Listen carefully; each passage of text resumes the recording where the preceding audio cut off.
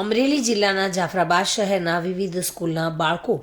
જે બજરંગ દળ અને વિશ્વ હિન્દુ પરિષદ જે હિન્દુ ધર્મના દરેક કાર્યક્રમો અને તહેવારોમાં સતત કાર્ય કરી રહ્યા છે, ત્યારે બજરંગ દળ બાળ શાખાના બાળકો જે જાફરાબાદ ટાઉન પોલીસ સ્ટેશન તરફથી સુરક્ષા સેવા હેતુ અંતર્ગત એક દિવસીય પ્રવાસનું આયોજન કરાયું હતું,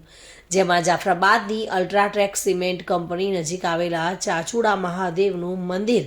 તેમજ લક્ષ્મી નારાયણ મંદિર સહિત વિવિધ ધાર્મિક સ્થળો તેમજ ઔદ્યોગિક ક્ષેત્રની સિન્ટેક્સ કંપનીની મુલાકાત લીધી અને કઈ રીતે કંપનીમાં દોરા બનાવાય છે તે અંગેનું માર્ગદર્શન કંપનીના અધિકારીઓએ આપ્યું હતું. સાથે જ